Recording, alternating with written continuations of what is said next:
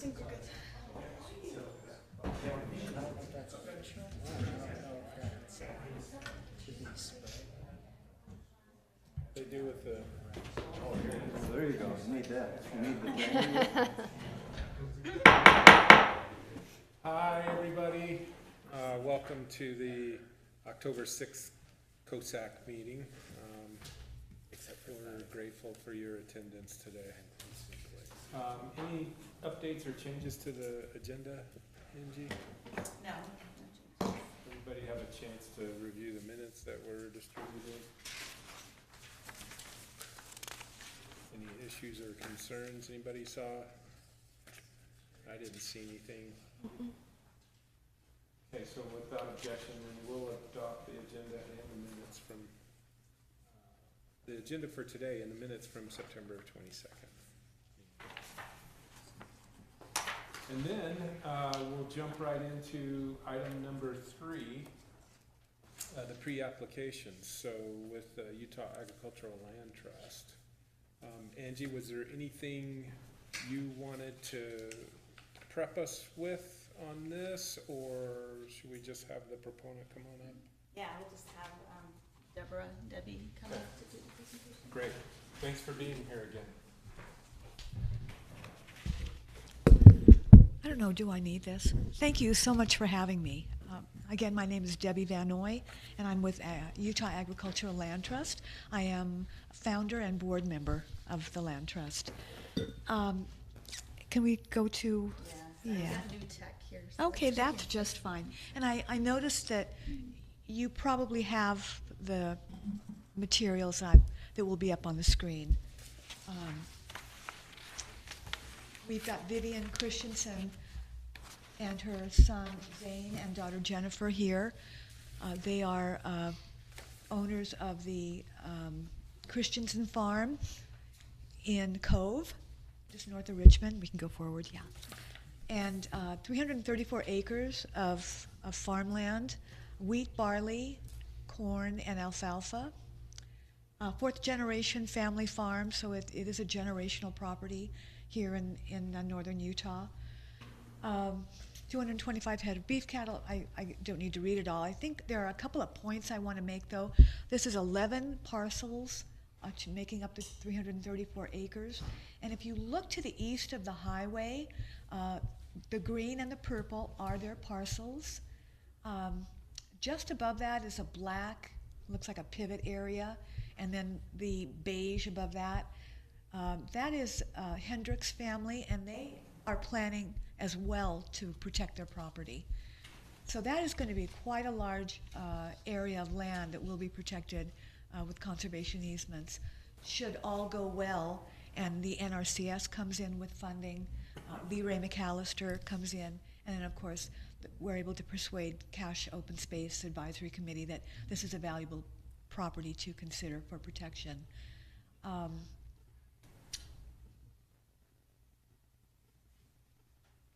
Lee Ray McAllister Board of Directors were at the property on Friday. That's always a good sign. We think that there's a very strong chance that the application with Lee Ray McAllister will be accepted. So, with that said, we feel confident that funding is going to come in for the easement.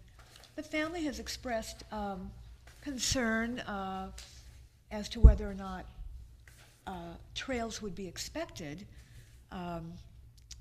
because this is a working farm. I did indicate to them that there is an attractive feature from the standpoint of the Richmond recreational area bordering a small portion on the western side of the property. If you could go forward 2, I guess. Yeah, 2 more, 1 more. This is that, showing that area where the star is.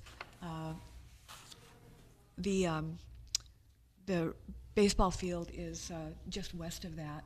So I don't know what the future would be for the consideration of that. I have not indicated to them that that's a requirement of the Cache Open Space Committee. I know that trails are attractive, but also, you know, view sheds, and this is one that provides that in spades. So. Yeah, I mean, and we can, maybe not necessarily today, but pull up the Cache County Trails Master Plan, which which shows where the county envisions trails going. Many times, they're simply along the roads and highways, that sort of thing. I don't see that this project has other features necessarily running through it that folks might have been contemplating trails, but once we do that, we'll be able to see if there was anything envisioned here at all. Right, and we can do more research if we're invited to come in with a formal application. Yeah. From what I recall, I also don't believe that, I think the only, and that's a working rail that goes through the property? Yes. Mm-hmm. Yeah, I don't think there's anything on the master plan in this particular. Yeah, unless it's along a county road or something. Yeah, and along the county road, it'd probably be on their easement anyway. The Harris property joins them, just a road there on the Harris property, and then there's one other parcel. On the west side? Yeah, on the west side of this. Yeah, So you got, I don't know where the status of that is, but, yeah. there was some trail discussion over in that area along the river. Yeah, and they were Yeah. open to it along the river, but I think that's a little bit over there. That's how we jumped that road in the river, and there's another parcel in there. Yeah. You've got Pepperidge Farm has a road, right in this area. Needs some more open space too. And if I'm not mistaken, we had some of the Hendricks family maybe came into a COSAC meeting one time, I believe so. talked to us a little bit about the possibility and that sort of thing, so that'd be great to see them apply. I think you certainly don't have to wait for us or an invitation to apply. You can go right ahead, and what'll happen is staff will prepare a report and we'll look at things like the trail, the master plan, and Okay, those kinds of things, and prepare a brief report about the proposal and everything, and then you're on your way through our Great. process, so. okay, well, we'll get that going quick. Sounds like you've already applied to Lee Ray McAllister? Oh, yes, oh, And yes. And NRCS? yes. NRCS application went in late fall 24, and Leroy McAllister went in August 31st, and they worked very quickly, and they brought the board out to see two properties on Awesome. Friday. Yeah. That's great. But you haven't heard back. No, haven't heard back yet. Yeah, and I'm sorry, our trails people are usually here, but I think they were double booked with the COG CMP meetings. Oh, there she is. May I add something? Sure. So something that, I don't know, I think is neat about the property. Okay, On Angie. the north side is High Creek. So Okay. that drainage comes, we kind of butt up against some property right there, not a ton of room for development. Yep. And then along the whole west side of our property is the Cub River Okay. drainage area. So a ton of space there that's undevelopable. So pretty much from the Cub River to that road that goes down towards so 11,600 there that goes down to Casper's, Cub River to the highway. It's just a big chunk there all the way over to the High Creek drainage that would be pretty much. Sorry, could you just state your name? Our person taking the minutes will go off the audio. Zane Christensen. Thank you. And then with the Cub River, or the Richmond City Sports Complex there, a lot of people coming down there. I don't know, good visual for people to see the open space.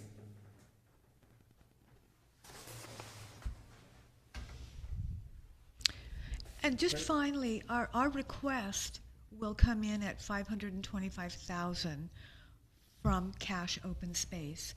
And I think that really presents a great value and quite a leverage with NRC coming in at a sizable amount and Leroy McAllister coming in at that same level.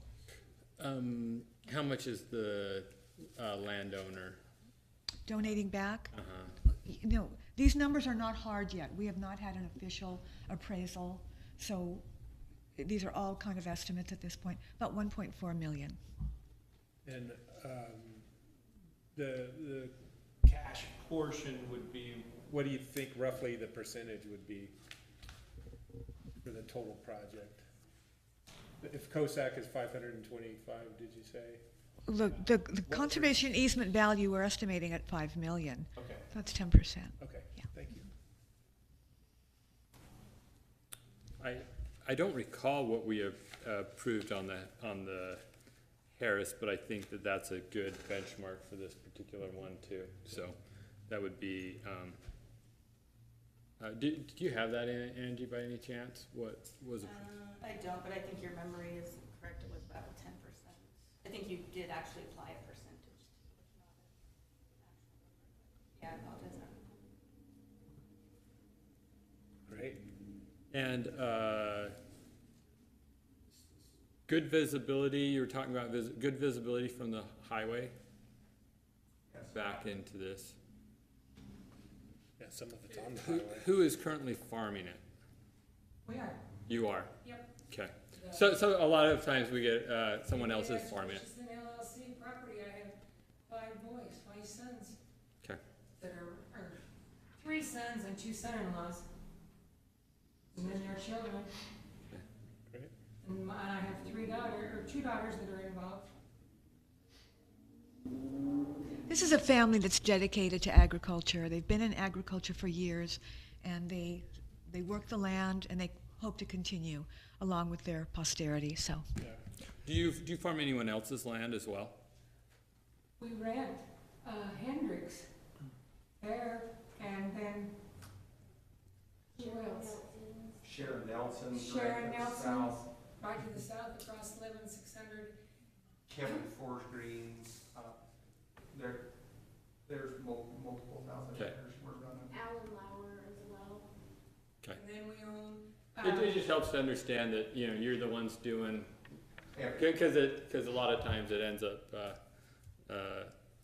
yeah, like a set of farmers is doing a lot of additional land, so. So Mother's, I don't know, Mother's getting older, something that she'd like to see this land never developed. Ever, and continue in the farming forever. well, and in fact, that's a requirement for NRCS, perpetual and I sure have Raymond some cows. grandsons that are hoping for the same thing. Well, it's great. It's a great project, highly visible, both sides of the highway. You know, what not to like, really. Yeah, I did, for later in the meeting, I put together, the gateway Great. from Idaho to Richmond, and this is one of the properties that come up in that mix, so. Fantastic. Fantastic. So we're nestled kind of right in between Cherry Creek and High Creek, so two waterways. If that Hendricks land could get, like, there'd be good chunk of land in between those two. I know for wildlife perspective and a lot of perspectives in Yeah. between there, just to keep that space open. Definitely. It's a fantastic project. For my own limited brain power, can you estimate for me the mileage from 11600 north to the top of your property? Just as an estimate. Well, our property borders 11600. So north to south, we're ran over a mile. Okay. So not, the whole thing's not visible, but you're over you're about a half a mile of visible right on the edge of the highway there. Great. And then down to the west, that whole area to the west, there's, what's that? Would that be a mile or about approximately? The whole so down the whole south side's about a mile, and then you see about a half a mile along the east. Casper's Ice Cream joins them on the west. They were able to purchase that property back from LDS Church. So that's in a, I don't know if that would ever be developed, of course, that's their decision, but they do work with. And the west border is quite visible from They also, Casper's Ice Cream. they run Casper's Ice Cream there. There's about 100 acres in that, right there behind the ice cream plant. Angie, can you go back one slide?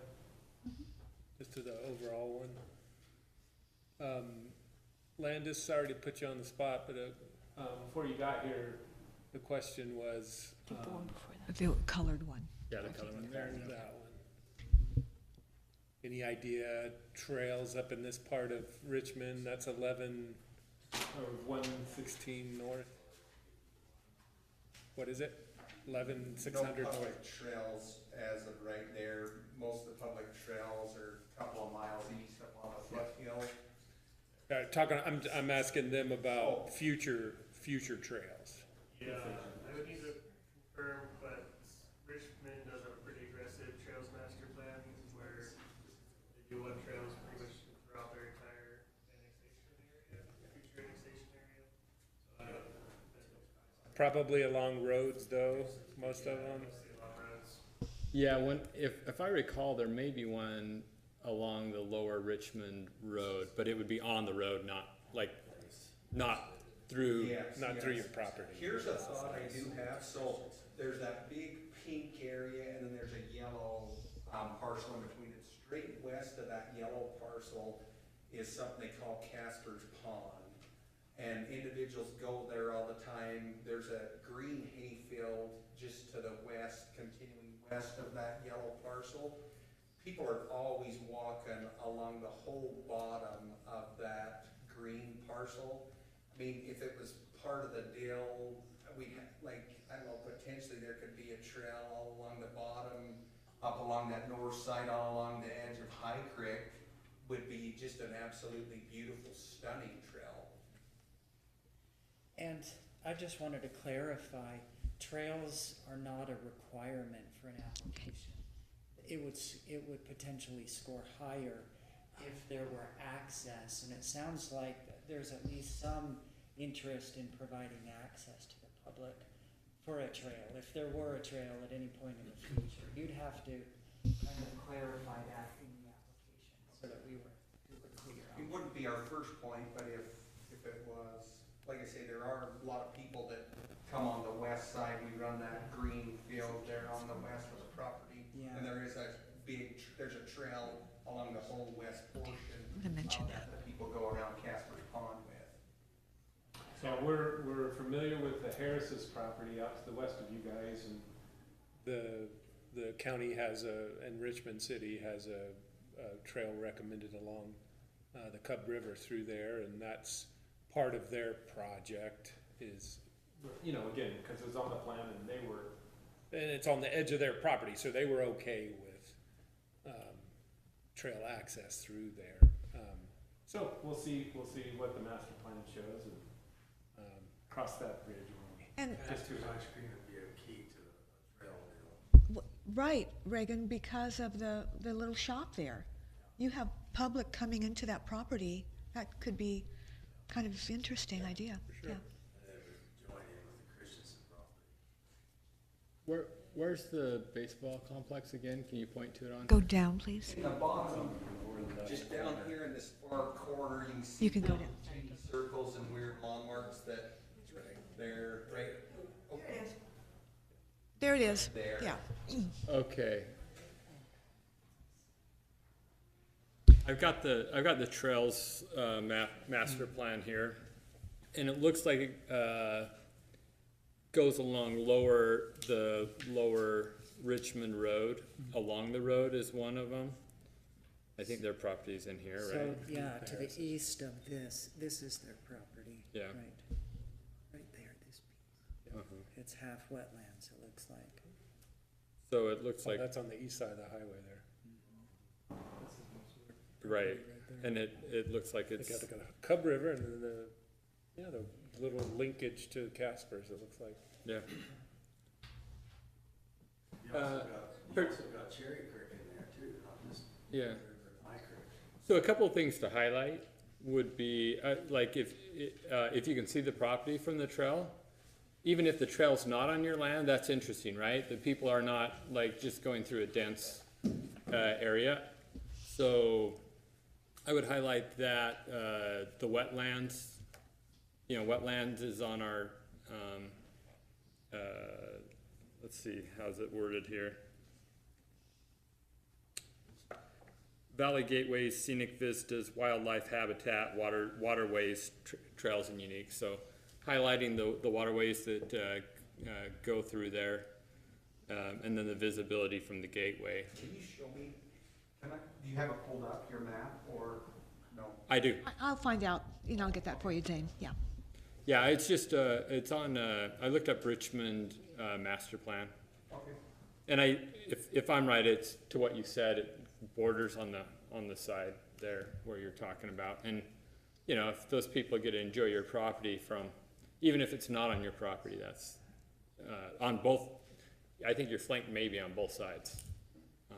So in my mind, as a single member of the committee, the property would score higher, even if you didn't grant access to your property. If it's adjoining someplace where a trail could be built, it would score highly in a couple different areas for me. And I'd say ditto to that. And just one more question. On the purple map, the map that has the big pinkish purple, the biggest chunk, the 155 acre piece, I'm assuming, and I don't know this area very well, and I'd like to go out and see it. Is that Cherry Creek at the very top piece? High Creek. High Creek, okay. So High Creek's crosses the highway, comes down across the whole north border of our property. Okay. And then there's another piece that's across the road, so to the south of us. And then there's Cherry Creek right there. And I think if we could get the ball rolling in this area, I think potentially you could even get those neighbors to jump on, Sharon Nelson to jump on board. She borders Cherry Creek, right? She borders Cherry Creek, so it'd be amazing if you could get Cherry Creek to High Creek.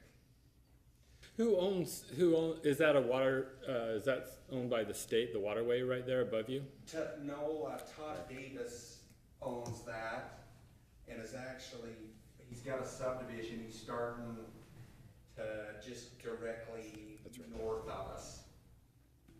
But the creek's gonna. Dry Canyon Development? Yeah. Okay. It's right there. East Coast River. Uh-huh. Yeah, you've got some development pressure on both sides of their property. Yep. Okay. All you do is drive by, there's signs up. And so your Projects that come before the planning commission. Yeah, I believe that's a 5-lot subdivision. 5 lot just north of us, and then across the street, he's got a 8 lot. good-sized cul-de-sac that he's putting in as well. Is that the? Anything else you want to tell us about the Christensens? Nope, I think we've covered it, yeah. Great. Thank you, Deborah. Thank you. Thank you all for being here. We appreciate it. Do we usually get the application before we go on site, or? Yes, usually that's part of the phase 1 app. So as soon as you make an application, staff will prepare a report and we'll work with you guys to schedule a site visit. So we can all go out there and see it, and then we'll come back and score it, and then Sounds great. We'll get that in very soon, within the next 10 days probably. that's great.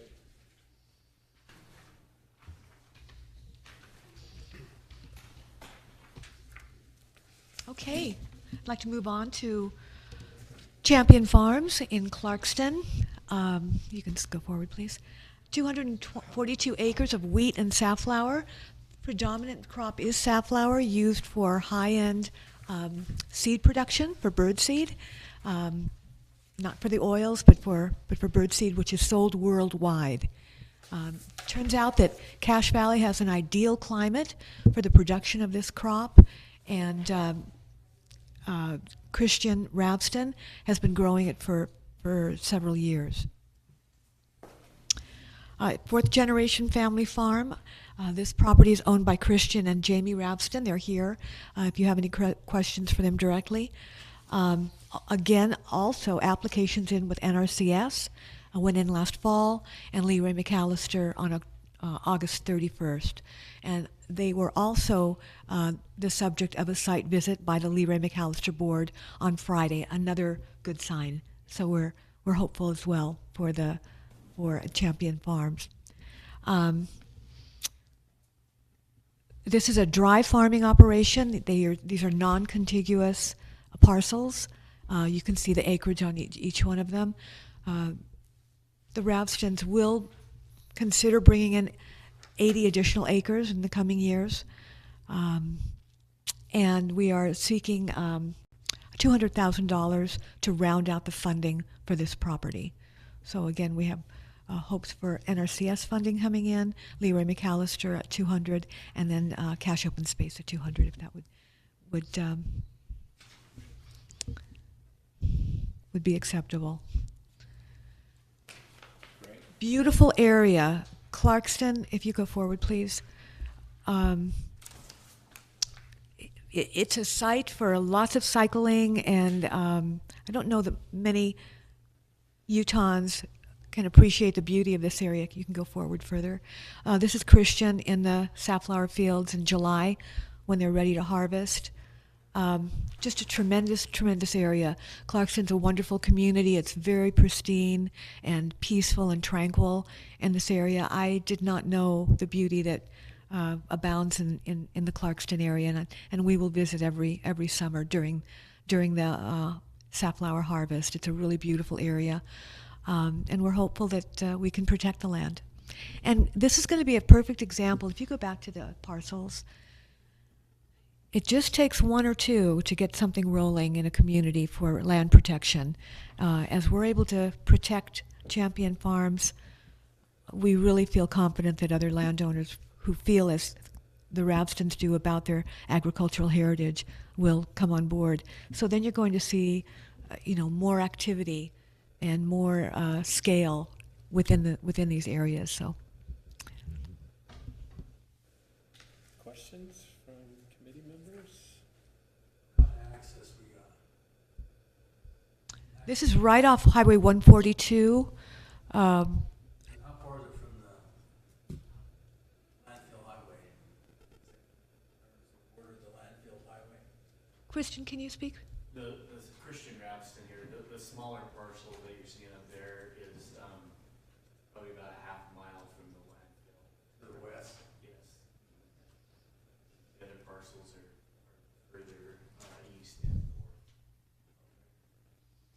East, on the east side of the highway? Yeah, see, everything is on, let's see, Everything the on the north west side of the highway. Okay. Yeah, that's what I want. County Road 2? Yeah, we call them a fire access, and so they're not maintained as well, but There is a meter access. bring your truck. What is the percentage that the 200 would represent?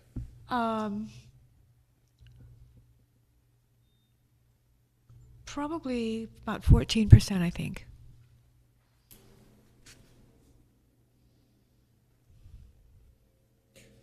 Yeah. Okay, other questions? Actually, I'm wrong on that. Probably more like 8%. Yeah.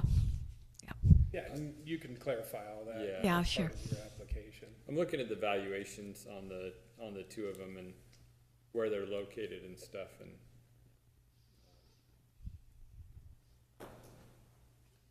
just the 200 and the 500 relative to the size. It's 119 total acres on the one out in Trenton. 242. 242. 242. 242. Okay, so there's a total listed on the one, there wasn't a total on that one, so I was going by that. Okay. All right, that clarifies that for me. Thank you. Anything else you guys wanted to add, or?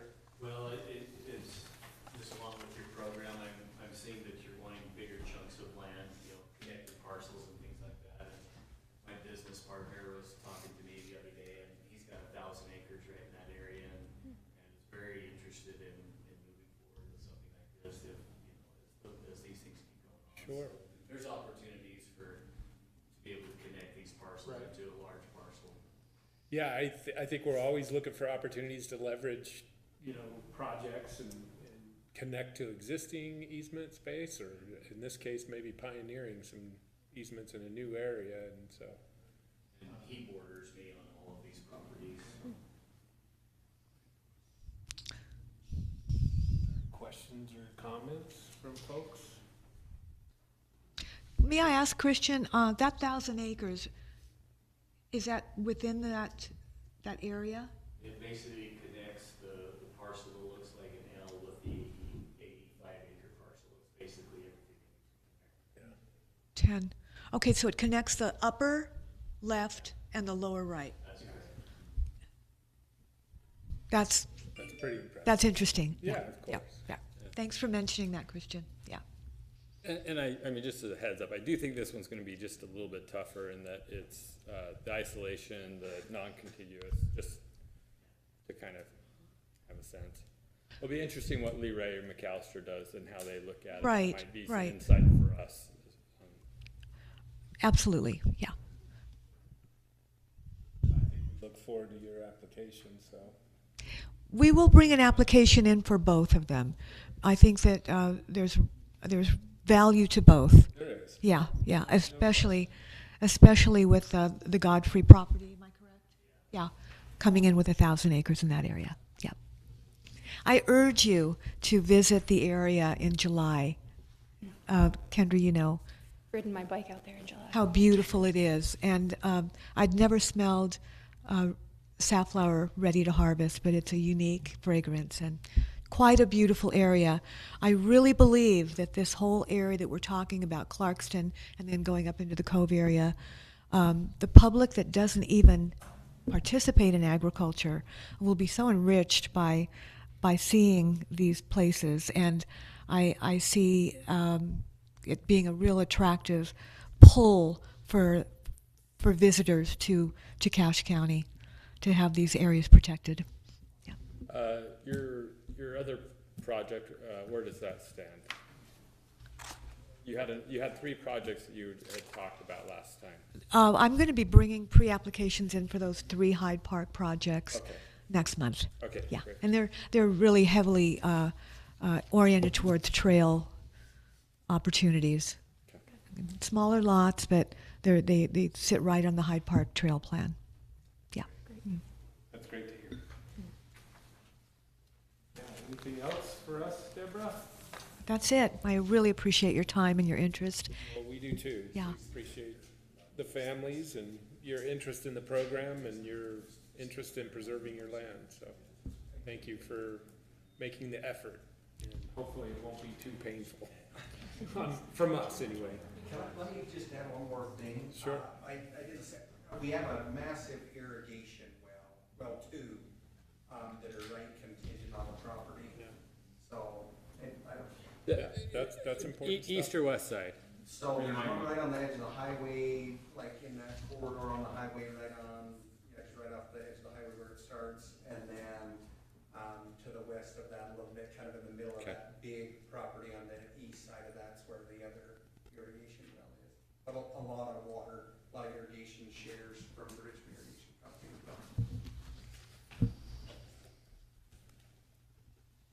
Excellent. Thank you.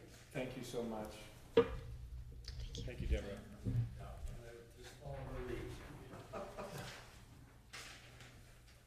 Okay, our next agenda item is updates from committee members.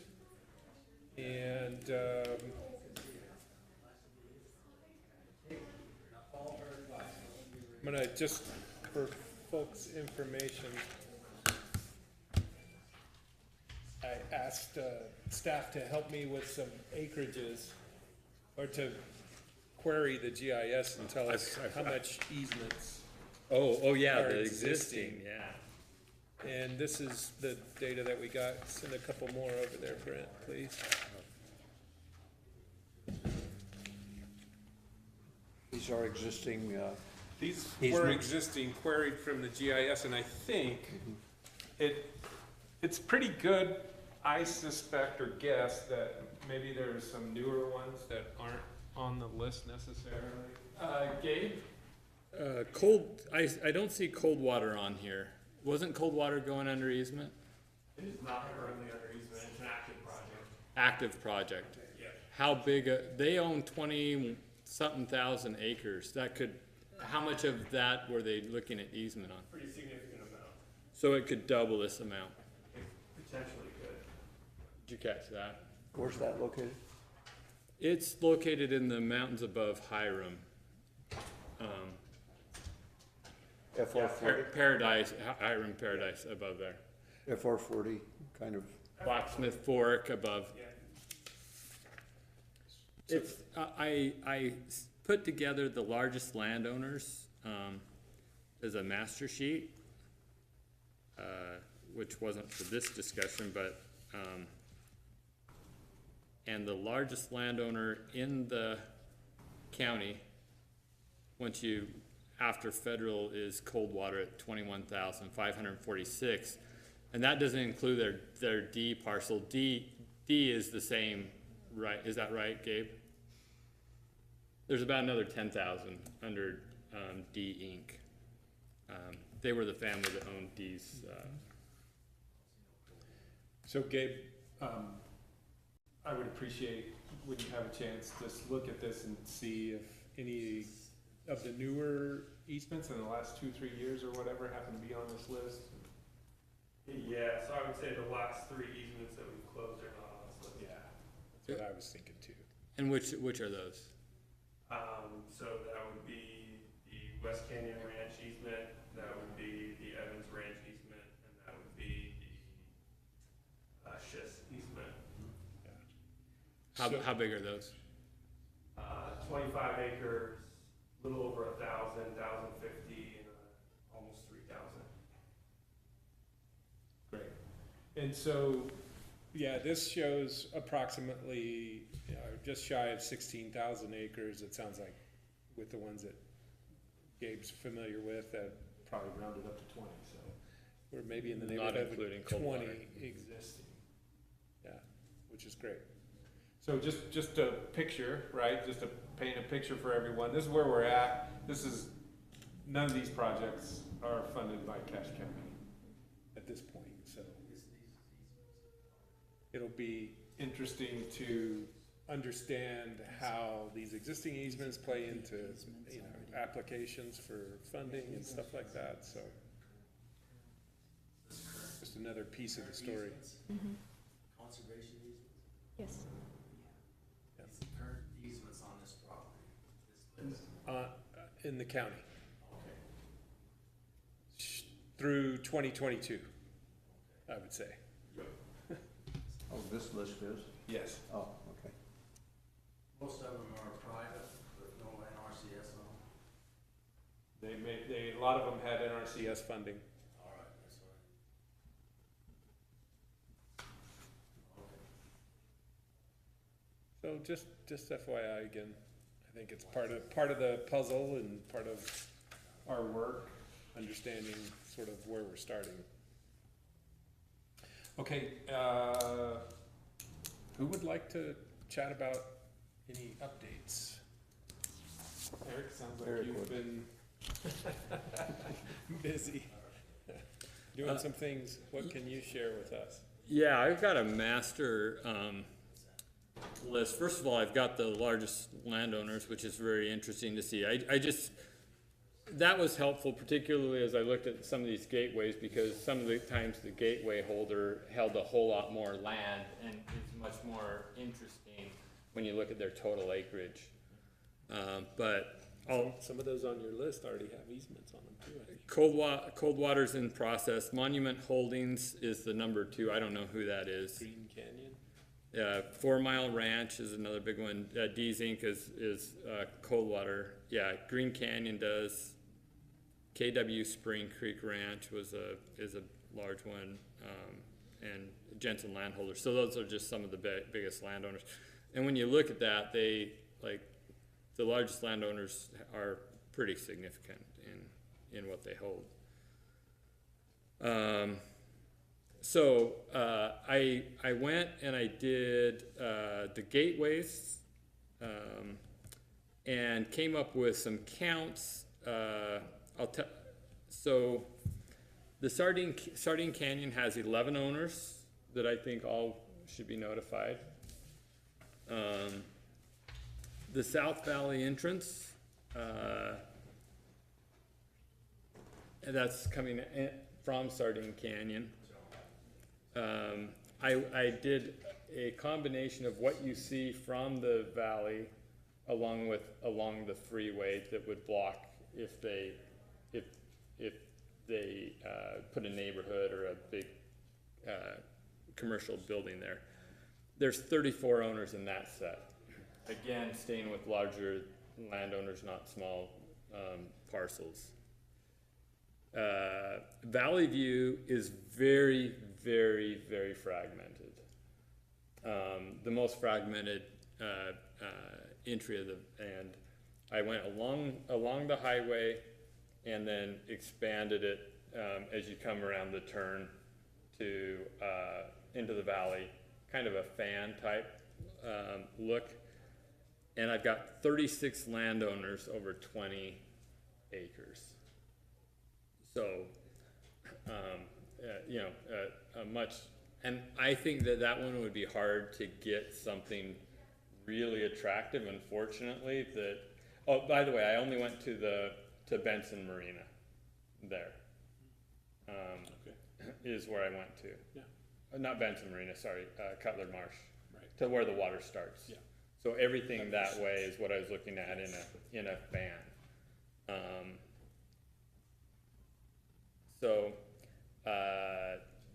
That's 36. That'd be a big part of a mailer, and a lot of those wouldn't be very interesting if they did come in because they're just a long narrow strip of 30 acres. But I thought that one was interesting. Then I did Idaho to Richmond, and there's 15 acres of plus 20. Sorry, 15 landowners of plus 20 acres. How far did you go from the highway? I did the ones that bordered, the ones that had 20 acres that were bordering. Yeah. But then my list, I went and I queried, like if you look at the list, I added the total acreage that they all own. So I can also tell you how many acres they own once you get past that frontage thing. And there are some significant landowners out there.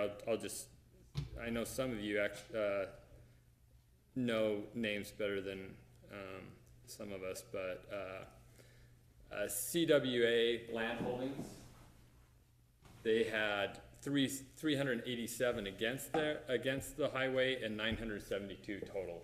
So it's a very significant landowner. The Glade Lovett Living Trust, Olson Family Trust, Double L Ranch, and Hobbs were just some of those names. The one thing I didn't do. Christensen. Yeah, Vivian Christensen is on the list. Yeah. Yeah, as you get down further. And Hendricks is on the list. Yep. Yeah, so those names are on the list.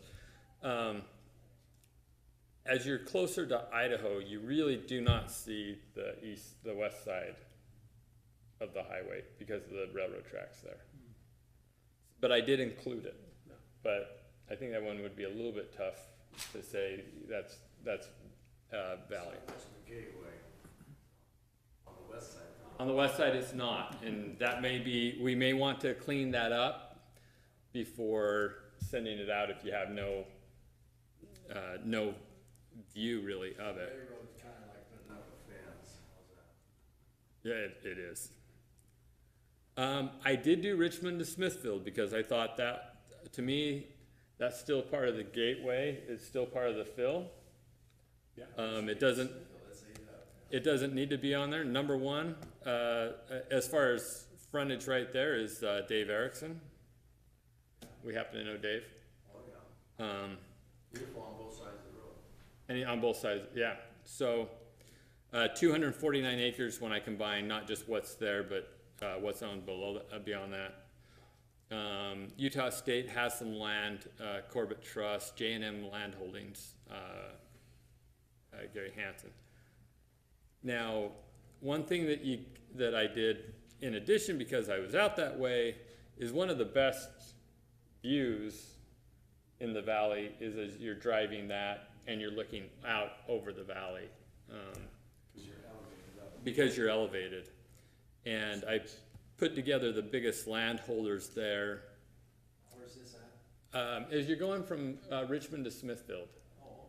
We get this massive view of the valley. Yeah. Down in west, yeah. There's a shoot along both sides of the road there. I'd have to go back and look. There's a break here they own again, they don't own up to the highway on both sides, they own some down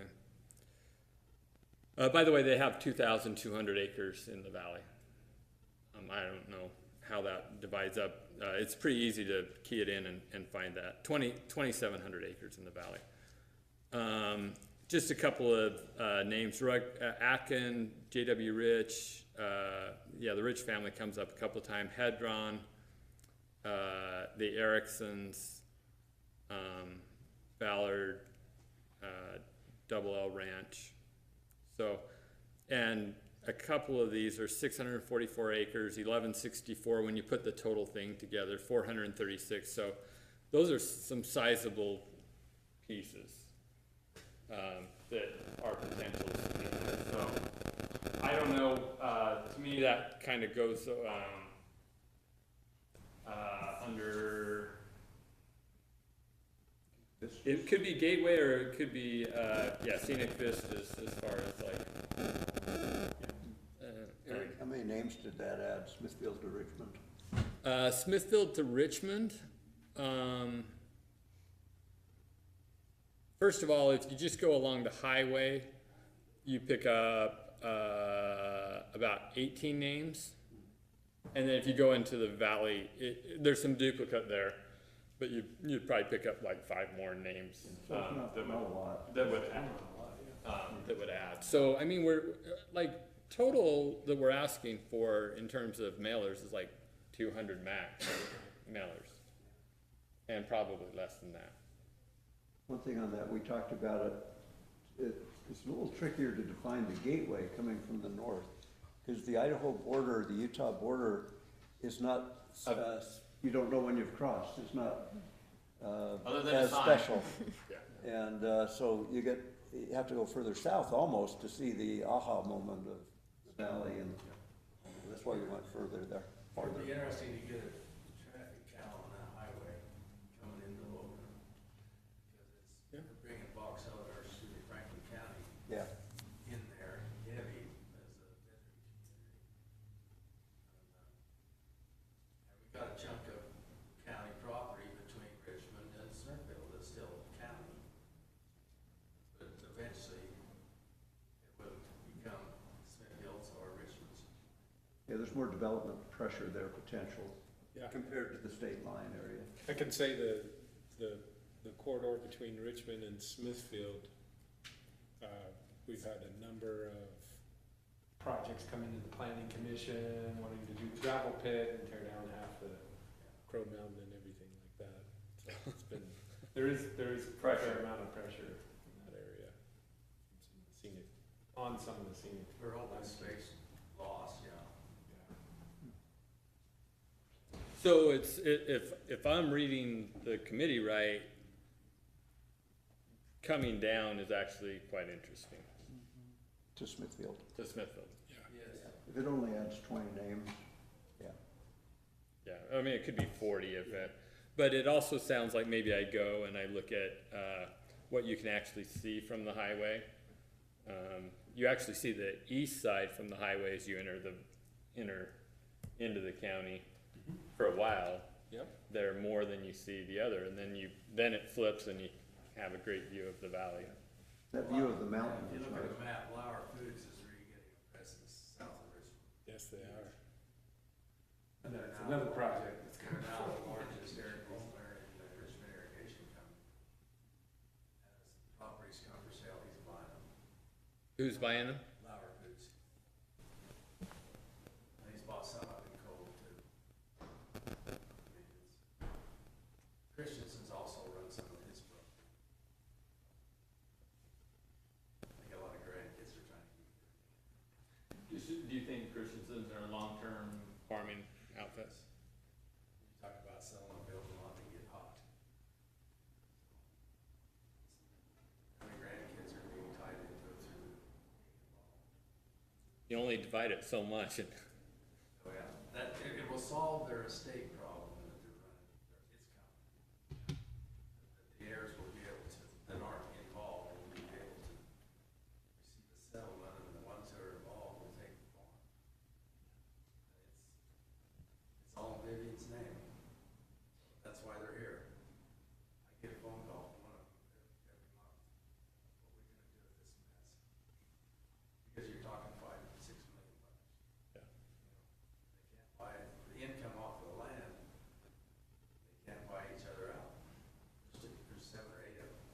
But Vivian wants it not developed.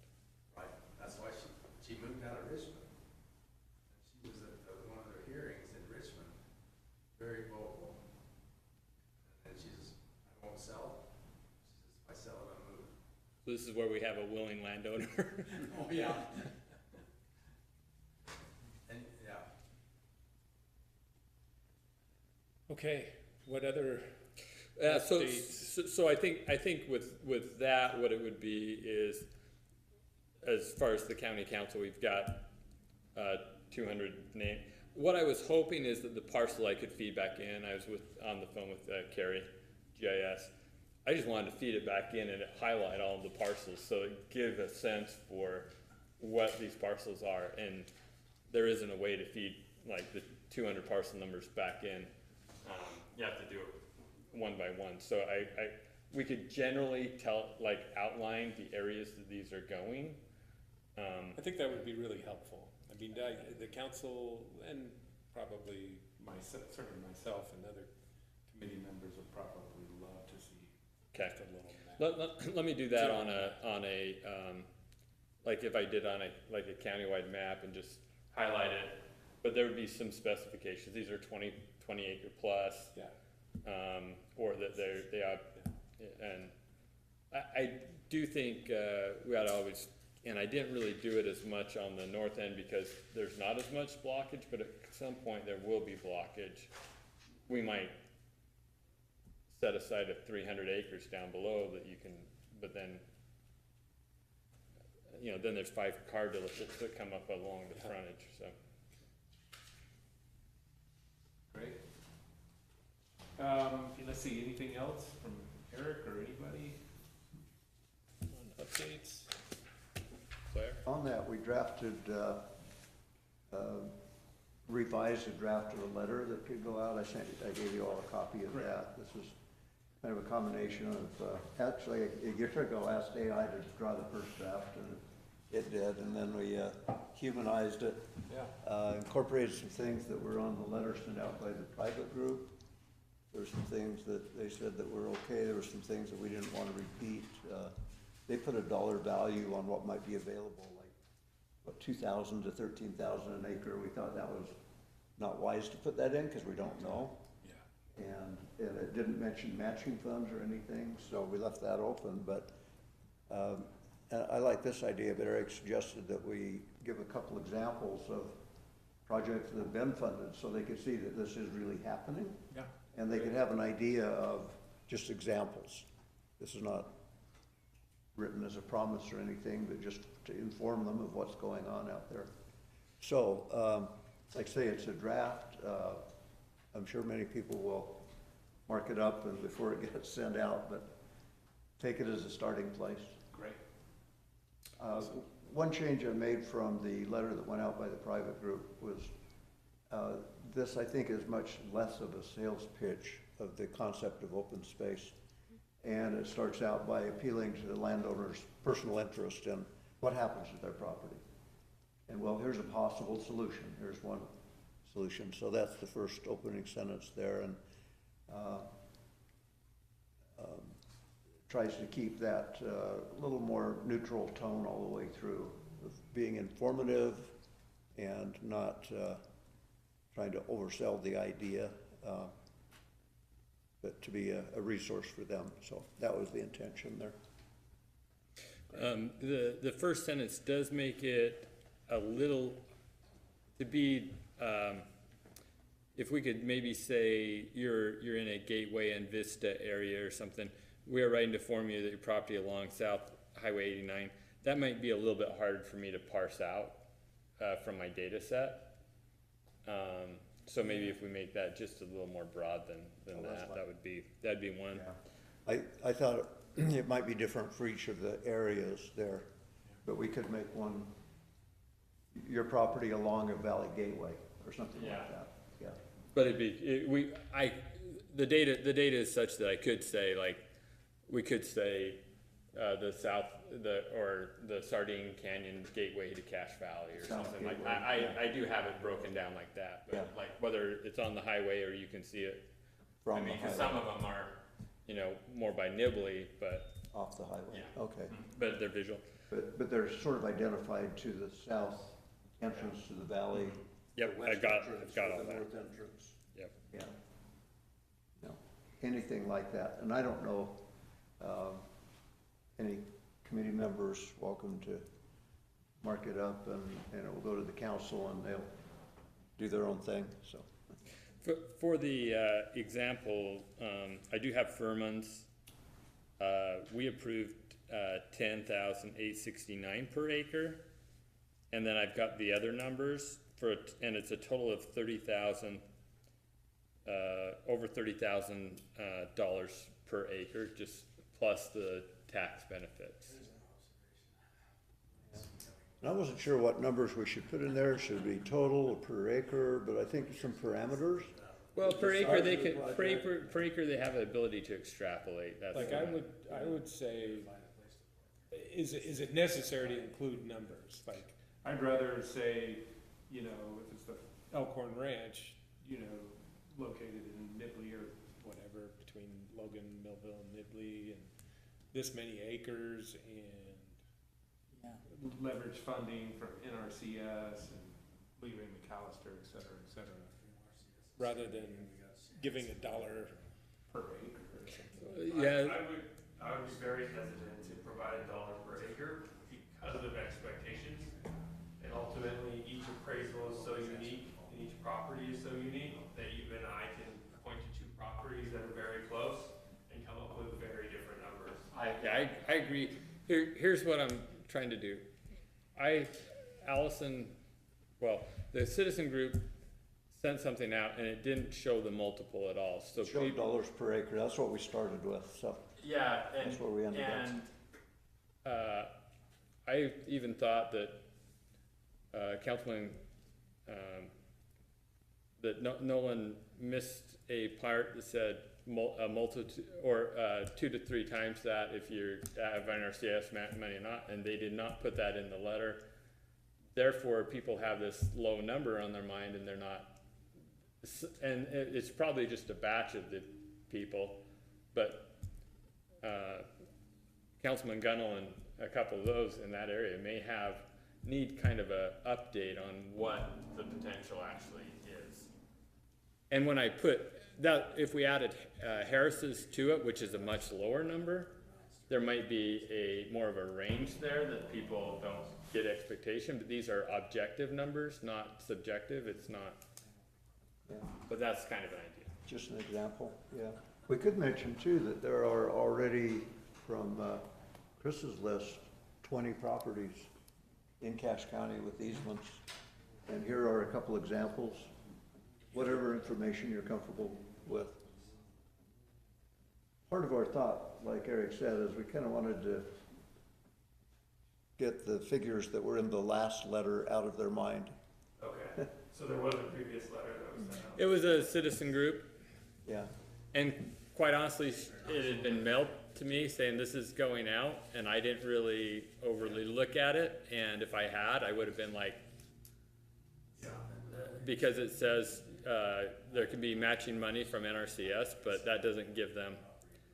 And so Councilman Gunnell told us when people see this number, they're totally putting it out of their mind.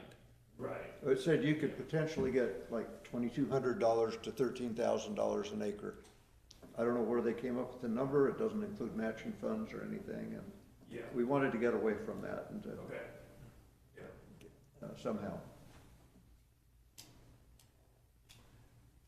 Yeah. So should we, I'd like to digest this and maybe give some feedback. Should we try and provide feedback to Claire and Eric on this within the next little bit here? What's reasonable? I think we gotta finalize it by the next meeting at least, right? For sure. Yeah, if not sooner. So yeah, okay. What would the next step be to bring a final version and maps and the landowner list to the next meeting? Is that something that we can all say, yep, this is great, let's get on the council's agenda for approval. What would be helpful for the council? Yeah, what I would recommend is putting a slideshow together, identify the gateways, estimate how many, there's per gateway, total it at the end. On a slide, put an outline of what you'll include in the letter, and then in the packet, have a copy of the letter. You don't necessarily need to put that on your slide. And then the total cost. Just digest it as much as possible. Yeah, and if the council can't bear the cost, then take Gunnell and Erickson off there. It's only 198 mailers now. Make it visual and. Yeah. We'll hand deliver the ones you use. Yep. Would it help to have some staff help on that to get it in a suitable format, or? I think it would take as long to pass it to staff as it is just to do it, yeah. Okay. So yeah, I picture, 6 slides in a 5-minute presentation with the amount you're asking, and Yeah. anticipate a whole lot of discussion or rejection, but By the way, and the examples we're leaving off because they're outright purchases is Sardine and Smithfield. Yep, those We don't want to give that in. are not conservation easement projects. you can also consider putting the total amount there is to give away that's in the fund too. Yeah. Big enticing number. That is in That's here. a good suggestion. It is in here as the 20 million. I don't know if we want to say what's left versus what was originally approved. It's a different number now. Well, and the number's going up, right? Yeah, with the what do you call it? Greenbelt. Greenbelt, yeah. How much will that bring in? What? I know How much is the coming? previous executive was estimating up to $1 million a year. Really? Yeah. Rollback tax. Yeah. Yeah. So, Apply a few more easily. well, let me ask if there was any other updates from committee members on this stuff. I think that was hitting on a number of items. Did you have any updates for us, Keegan? Okay. Gabe, anything you want to share with the committee? I don't think so, no. Okay. Elkhorn Ranch, still in process, final stages of due diligence. Middle stages of due diligence. I guess I'll give an update, sure. Did you get a copy of this or a couple extras here? So, yeah, so where we're at, so we have a draft conservation easement deed now. I don't know if Chris has had the opportunity to pass that around to you. But we've negotiated that with the landowner. We've negotiated that with the Utah Department of Ag and Food. Bear River Land Conservancy and our legal counsel have reviewed that. And so that was passed to the county about a month ago. I know Keegan's been following up with the county attorney, who has some comments on it. So I'm hoping to get that back soon. So that'll be kind of the next step, is getting that deed kind of finalized and then sent off to NRCS for their review. So kind of in process, you want to try to get all the partners together and get everybody's sign off before it goes to NRCS. Because if you play a back and forth game with NRCS, your timeline will start expanding beyond your control, to put it mildly. Is the county a bottleneck right now? Currently, yes. So we're working on that, but Keegan's been following up, which has been really helpful. So thank you. Yeah, you're welcome. And I think you got an email from me too, with the update that it's in progress. I thought it would be done by now, honestly, but. So we are pushing forward on that, and then we're also pushing forward on our grant agreement for that money that was allocated by the county council. So I was working with David Zook on that prior to his retirement. I don't know if he ever signed it. I never got any notification. And so now I've been working with Keegan to try to push that grant agreement forward. Bear River Land Conservancy did put together a full grant agreement for the county to be able to review and consider. That's the one that doesn't require the county to sign it, right? They're just getting their. No, so the grant agreement would different. require, Okay. probably the Cache County executive sign off is what I would. I think that's who signed it, which, as you all know, we've changed executive. Yes. recently, so. Yep. Yep. That could be part of the bottleneck. So figuring that out, but that would require, the easement deed will be held by Bear River Land Conservancy and the Utah Department of Ag and Food. And so we do not necessarily need the county's signature on that easement deed, but what we have agreed to is that the county would review that easement deed to make sure that it's in line with the open space program, and that all aspects of it were matching. So that's why we've passed that now. Okay. I think I clarified that in my email too, that they're an advisor role in this. Yep. And then in terms of other due diligence items, we're actively working on the boundary. We've had some issues come up with that, so we're working through those. We're also finally got the environmental review back from NRCS. There were no major concerns, so that's a great step forward. We're also working on minerals due diligence as well. So trying to bring all those pieces together and continue to move the project forward. But so far, we've been able to hold on to our funding, so I'm excited about that, given all the challenges that various nonprofits have faced this year with federal funding. Awesome. Anything new on the horizon? We have 2 other projects that we're working on with other federal agencies. We're pushing those forward. We'd love to be able to get to another project. We're just capacity limited. But yeah, I'd say I have a landowner reach out to me every week. Somebody's interested in an easement. So I think the word is out there. I think people are interested. It's just a matter of putting the puzzle pieces together. I was encouraged to see Utah Agricultural Land Trust kind of helping bring projects. Each project is a lot of work, and so hopefully they can get 1 or 2 of those rolling and they can kind of help bring those projects along. I think that would be a good thing for everybody. What's your sense for the federal situation right now?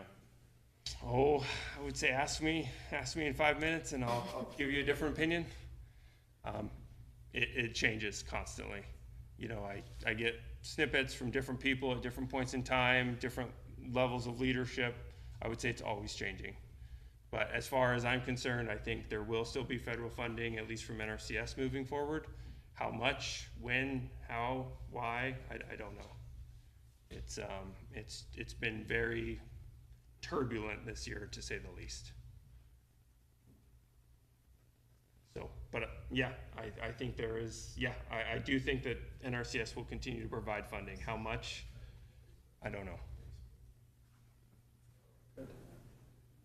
Okay. Any other questions for Gabe? Thank you. Yeah, thanks. Yeah. Appreciate that. Yep.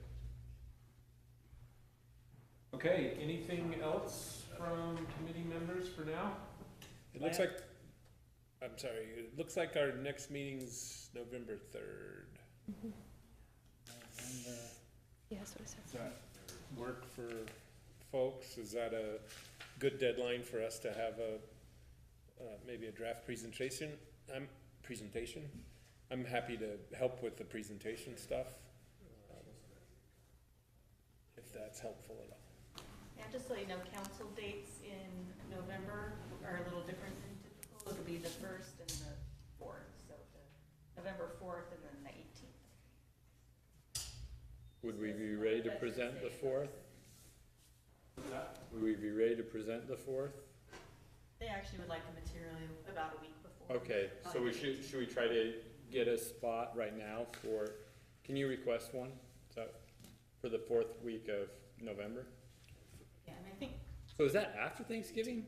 no, that would be before, so maybe they're doing the 1st and 3rd for November. But I did just look at it today, and it's the 4th and the 18th. extension meeting that day down south.